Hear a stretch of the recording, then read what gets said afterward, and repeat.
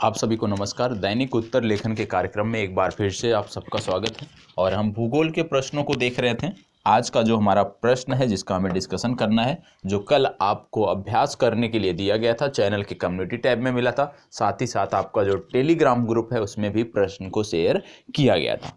प्रश्न आपका था, भारत की लंबी तटरेखा किस प्रकार से पड़ोसी देशों पर भारत को बढ़त दिलाती है। पूछा जा रहा है कि भारत की जो लंबी तट रेखा है वो किस प्रकार से भारत को पड़ोसी देशों पर बढ़त दिलाती है। आप देखते होंगे तो भारत तीन तरफ से समुद्र से घिरा हुआ है। जैसे कि यदि हम बात करें, दक्षिण में हिंद महासागर, पूर्व में बंगाल की खाड़ी, पश्चिम में अरब सागर आपको देखने को मिलता है। तो मतलब भारत तीन तरफ से जल निकायों से घिरा हुआ है। और यह किस प्रकार से भारत को सुलभ बनाता है, भारत की स्थिति को सुदृढ़ करता है अपने पड़ोसी देशों पर। और आप जानते हैं जब बात हो रही है पड़ोसी देशों की तो इसमें किस पर बढ़त दिलाने की बात हो रही है। पाकिस्तान हो गया, चीन हो गया, नेपाल हो गया, भूटान हो गया, इसके साथ साथ म्यांमार और बांग्लादेश की बात यहाँ पर हो रही है। तो किस प्रकार से इन देशों पर भारत को बढ़त मिलती है एक लंबी तटरेखा होने के कारण, इस पर आपको जवाब देना था। और निश्चित रूप से काफ़ी आसान सा प्रश्न था, बहुत ज़्यादा परेशान होने की ज़रूरत इसमें नहीं थी। तो सबसे पहले आपको सोचना होगा, आपको थोड़ा सा चिंतन करना होगा कि किन आधारों पर हम लिख सकते हैं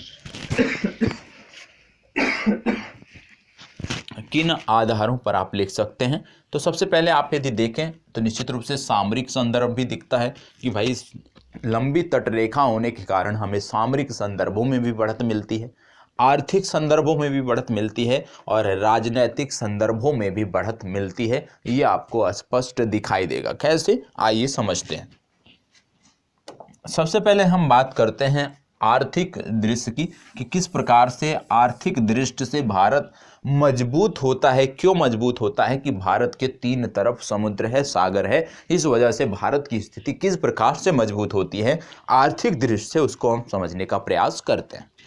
सबसे पहले आप जानते हैं कि सागर हैं, एक तरफ आपका अरब सागर, बंगाल की खाड़ी, हिंद महासागर, पूर्व में हमने बात किया। और आप जानते हैं कि जो इस तरह के सागर होते हैं देशों के पास, उनमें उनके कुछ अधिकार होते हैं, कुछ अधिकार होते हैं। जैसे सागर पे जो अधिकार हैं वो तीन भागों में देशों को बांटे गए हैं, बांटे जाते हैं। पहला होता है समुद्री 12 समुद्री मील तक की दूरी, दूसरा होता है 24 समुद्री मील तक की दूरी और तीसरा होता है 200 समुद्री मील तक की दूरी। तो जो 200 समुद्री मील तक की दूरी है इसमें सिर्फ और सिर्फ संबंधित देश शोध कर सकते हैं, द्वीपों की स्थापना कर सकते हैं। लेकिन महत्वपूर्ण क्या है, 24 समुद्री मील और 12 समुद्री मील, इसमें से जो 24 समुद्री मील आपको देखने को मिलता है, कोई भी देश जैसे भारत है तो भारत की तट रेखा से 24 समुद्री मील तक की दूरी पे यदि कोई भी परिवहन हो रहा है, कोई भी आयात निर्यात हो रहा है, कोई भी वहाँ से मालवाहक जो जहाज है वो गुजर रहा है, तो भारत को उस पर टैक्स वसूलने का अधिकार मिलता है। तो सबसे पहली बात क्या है आर्थिक दृष्टि से कि भारत के तीन तरफ समुद्र होने के कारण, क्योंकि भारत की जो स्थिति है वो यदि हम देखें तो विश्व के प्रमुख हैं या दक्षिण एशिया के प्रमुख व्यापारिक मार्गों पर भारत स्थित है। और दक्षिण एशिया के प्रमुख व्यापारिक मार्गों पर स्थित होने के कारण क्या लाभ मिलता है, सबसे पहले हमें टैक्स मिलता है। जो भी जहाज यहाँ से गुजरते हैं वो हमें टैक्स देते हैं, तो हमारी आय में इजाफा यहाँ से होता है सागरों के कारण। पहला लाभ हमें यह होता है। दूसरा जो सबसे महत्वपूर्ण कदम है वो है ट्रेड। क्योंकि भारत है, बहुत सारी चीज़ें हम निर्यात भी करते हैं, बहुत सारी चीज़ों का हम आयात करते हैं। और आप सब जानते हैं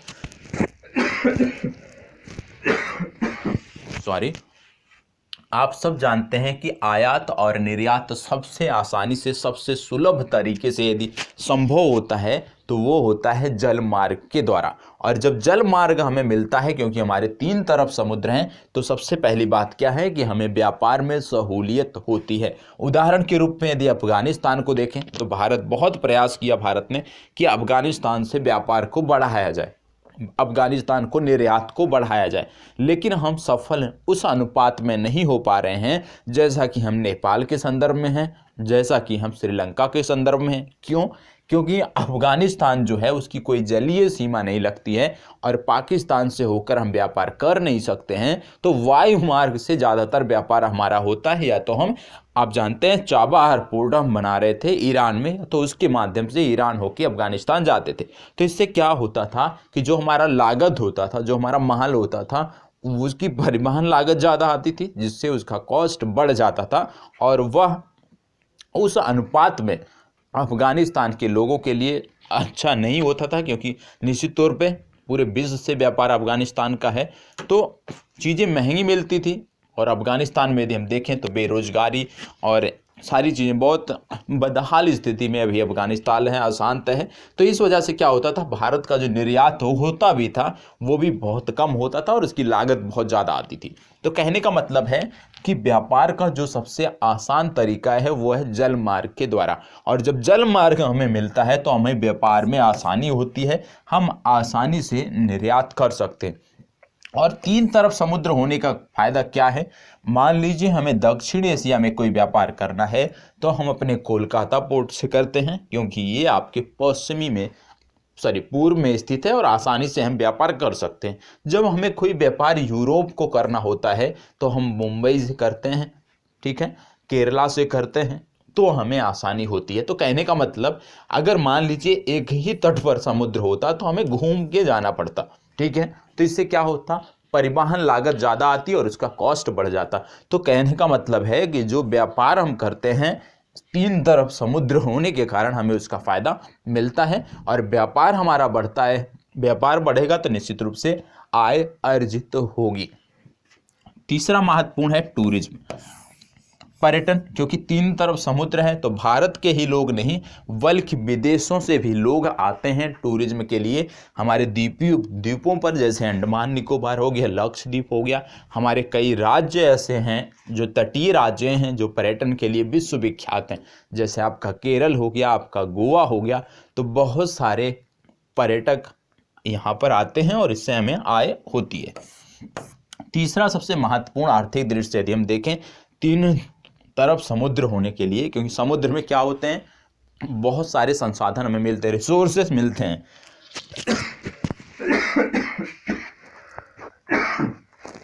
तो जो हमें रिसोर्सेस मिलते हैं समुद्र में, उससे क्या होता है, रिसोर्स हमें मिल रहे हैं तो निश्चित रूप से उससे भी हम आय अर्जित करते हैं, तो इससे भी हमें आर्थिक लाभ होता है। और माल का परिवहन, ये तो हमने अभी बात कर लिया। तो आर्थिक दृष्टि से किस प्रकार से तीन तरफ समुद्र होने का हमें फायदा मिल रहा है, उन संदर्भों की हमने बात कर ली। अब हम बात करते हैं दूसरा संदर्भ जो आपका है सामरिक दृष्टि। सामरिक दृष्टि से भारत को किस प्रकार से लाभ मिलता है, अपने पड़ोसी देशों पर किस प्रकार से लाभ मिलता है, पड़ोसी देशों से ज़्यादा किस प्रकार से लाभ मिलता है, आइए समझते हैं। सबसे पहले यदि हम देखें तो हिंद महासागर, अरब सागर और बंगाल की खाड़ी, भारत जो प्रभावित है, भारत के जो कुछ क्षेत्र अशांत हैं, क्यों अशांत हैं, जो अशांत क्षेत्र हैं ज़्यादातर सीमावर्ती क्षेत्र हैं, जहाँ पे घुसपैठ होती है और घुसपैठ के माध्यम से वहाँ पे इस तरह की गतिविधियाँ होती हैं। तो जो सागर का क्षेत्र है, महासागर होने से क्या हो गया कि हमारे जो क्षेत्र है, जो भी एरिया हमारे महासागर से लगते हैं, वहाँ पे घुसपैठ नहीं हो पाती है, घुसपैठ करना कठिन होता है। दूसरे शब्दों में कह लीजिए तो नामुमकिन होता है, क्योंकि हमारी नेवल प्रेजेंस वहाँ पे है, हमारी नौसेना वहाँ पे उपस्थित होती है, उसके बाद हमारे कोस्ट गार्ड होते हैं और उसके बाद संबंधित राज्य की पुलिस बल होती है। तो एक प्रकार से देखें तो तीन रूप से पहरा है और इस प्रकार से यहाँ से घुसपैठ नहीं हो पाती है और ये निश्चित रूप से हमारी सुरक्षा के लिए, हमारी आंतरिक सुरक्षा के लिए आवश्यक है, मददगार है। तो महासागर हमारी आंतरिक सुरक्षा में भी मदद करते हैं। दूसरी सबसे महत्वपूर्ण बात, लगातार पाकिस्तान से जब भी विवाद होता है तो पाकिस्तान परमाणु हमले की धमकी देता है, लगातार परमाणु हमले की बात करता है। तो यहाँ पे एक महत्वपूर्ण संदर्भ है कि भारत के जो भी परमाणु हथियार हैं उसका 2/3 भाग तो हमने स्थल पर रखा है, लेकिन 1/3 जो भाग है वो समुद्र में रहता है। समुद्र में किस प्रकार से रहता है, जो हमारी परमाणु पनडुब्बियां हैं, जो हमारी पनडुब्बियां हैं, जो परमाणु शक्ति संपन्न हैं, हम उनमें 1/3 भाग रखते हैं, जो हमने रूस से लीज पर पनडुब्बियों को लिया है। तो कहने का मतलब है कि यदि पाकिस्तान आक्रमण भी करता है भारतीय भूमि पर तो भी हमारे पास, क्योंकि यदि पाकिस्तान पहले हमला करता है तो निश्चित रूप से पूरी तरह से जो भी हमारे परमाणु जहाँ भी हथियार रखे गए हैं सबको पता होता है, तो वो नष्ट हो जाएंगे। लेकिन हमारे पास 1/3 बचा है, कैसे? जो हम समुद्र में रखते हैं, महासागर में पनडुब्बियों के माध्यम से महासागर में रखते हैं, जिसको किसी को पता नहीं होता कि भारत की पनडुब्बी किस स्थान पे है। तो महासागर कहीं ना कहीं यदि हम देखें तो हमारी सुरक्षा को भी बढ़ाते हैं, हमारी सुरक्षा को भी पुख्ता करते हैं, जिससे कि जो पड़ोसी देश हैं उन पर हमें बढ़त हासिल होती है, बढ़त मिलती है। तीसरा सबसे महत्वपूर्ण बात यदि हम देखें, सामरिक संदर्भों में यदि हम देखें तो लगातार चीन, यदि भारत के पास समुद्र नहीं होता, भारत कोई स्थल रुद्ध देश होता, और जिस प्रकार से चीन की उपस्थिति है, जिस प्रकार से चीन के साथ हमारा विवाद है, तो शायद आज यह स्थिति नहीं होती, क्योंकि हमारी जो नेवल फोर्स है वो बहुत ही स्ट्रांग है, जिसके कारण जो भी अन्य देश हैं, चाहे पाकिस्तान की बात कर लीजिए, चाहे आप चीन की बात कर लीजिए, उनको दबना पड़ता है कि भाई समुद्र के माध्यम से हम अटैक नहीं कर सकते हैं, समुद्र के रास्ते से हम अटैक भारत पे नहीं कर सकते हैं, क्योंकि जो नेवल प्रेजेंस है भारत की वो बहुत ही स्ट्रांग है। तो सामरिक दृष्टि से भी कहीं ना कहीं जो समुद्र हैं वो हमारे लिए बेनिफिट करते हैं, वो हमें लाभ पहुंचाते हैं। अब तीसरा बनता है राजनीतिक संदर्भ। राजनीतिक संदर्भ की बात करें तो भारत के पड़ोसी देशों में कुछ देश स्थल रुद्ध देश हैं, जिनकी कोई तटीय सीमा नहीं है, जिनमें आपका भूटान आता है, आपका नेपाल आता है। अब भूटान और नेपाल आता है, और आपने अभी पूर्व में देखा कि व्यापार करने के लिए क्या आवश्यक होते हैं, व्यापारिक मार्ग की आवश्यकता होती है, और वो व्यापारिक मार्ग ज़्यादातर कौन से सफल हैं? जो जलीय मार्ग होते हैं। और नेपाल और भूटान के पास कोई जलीय सीमा नहीं है, तो ये व्यापार कैसे करेंगे? क्योंकि ये यदि वायु मार्ग से करेंगे तो महंगा पड़ेगा, सड़क मार्ग से करेंगे तो भी कॉस्टली पड़ेगा। तो ये आयात निर्यात कैसे करते हैं?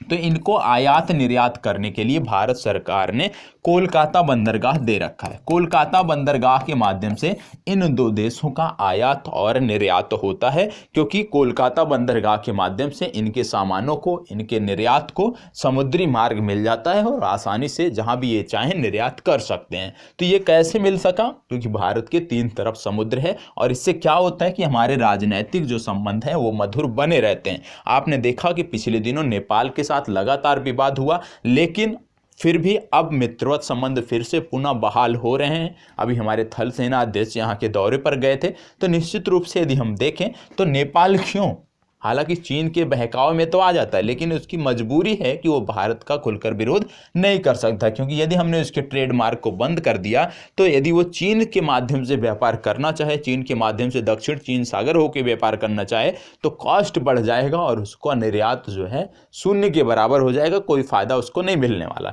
तो कहीं ना कहीं ये जो समुद्र हैं ये हमें राजनैतिक संबंधों में, हमें द्विपक्षीय संबंधों में भी मदद पहुंचाते हैं, द्विपक्षीय संबंधों में भी मदद करते हैं। तो नेपाल और भूटान का उदाहरण हो गया। दूसरा, आप जानते हैं कि इससे सबसे पहली बात कि जब हम व्यापारिक मार्ग दे रहे हैं तो निश्चित रूप से हम टैक्स लेंगे, तो कहीं ना कहीं आर्थिक दृष्टि से भी ये महत्वपूर्ण है, आर्थिक दृष्टि को लाभ पहुंचाता है, और हमारे द्विपक्षीय संबंधों में भी इसकी महत्वपूर्ण भूमिका रहती है। इसके साथ साथ आप जानते हैं कि जो हमारा मार्ग है, जो हिंद महासागर अवस्थित है, तो हिंद महासागर दक्षिण एशिया के लिए प्रमुख व्यापारिक मार्ग है, और प्रमुख व्यापारिक मार्ग होने के कारण जो दक्षिण एशिया के देश हैं उनका भारत के साथ मित्रवत संबंध, मधुर संबंध होना आवश्यक हो जाता है। तो ये भी आपका एक पहलू है। इसके अतिरिक्त यदि आप देखते होंगे राजनीतिक संदर्भों में यदि हम देखें तो बहुत सारे सैन्य अभ्यास होते हैं जो समुद्र में होते हैं। जैसे अभी हाल ही में मालाबार सैन्य अभ्यास संपन्न हुआ है। तो मालाबार सैन्य अभ्यास कहाँ संपन्न हुआ है? मालाबार सैन्य अभ्यास आपका बंगाल की खाड़ी के आसपास हुआ है। तो मालाबार जो सैन्य अभ्यास हुआ, जिसमें बहुत सारे देशों ने भाग लिया, जैसे ऑस्ट्रेलिया हो गया, इसके बाद अमेरिका, जापान और भारत, 4 देशों ने भाग लिया। तो मालाबार जो सैन्य अभ्यास है इसके माध्यम से, क्योंकि ये कहाँ पे हुआ? हिंद महासागर क्षेत्र में, बंगाल की खाड़ी के क्षेत्र में या अरब सागर के क्षेत्र में, ये तीनों क्षेत्र भारत के संप्रभुता के अंतर्गत आते हैं, और निश्चित रूप से इससे भी द्विपक्षीय संबंधों में बेहतरी आती है, द्विपक्षीय संबंध मधुर बने रहते हैं, क्योंकि कहीं ना कहीं जो क्षेत्र है, जिस क्षेत्र में आप अभ्यास कर रहे हैं वो भारत का है, तो निश्चित रूप से भारत से मित्रवत संबंध होने चाहिए, और इसके कारण कहीं ना कहीं अंतर्राष्ट्रीय स्तर पर भी भारत को फायदा होता है। दूसरा सबसे महत्वपूर्ण है शोध कार्य। बहुत सारे शोध कार्य चल रहे हैं, समुद्रों में भी बहुत सारे शोध कार्य होते हैं और भारत के 3 तट पर समुद्र है, 3 तरफ से 12 समुद्रों से घिरा है। इसलिए क्या होता है कि बहुत सारे देश जो भी शोध कार्य करते हैं, यदि कोई हिंद महासागर के क्षेत्र में शोध कार्य करना चाहता है जो भारत की तट रेखा से 200 समुद्री मील के अंतर्गत आता होगा, तो निश्चित रूप से भारत से परमिट लेनी पड़ेगी, भारत सरकार से अनुमति लेनी पड़ेगी। और उसके लिए आवश्यक क्या है?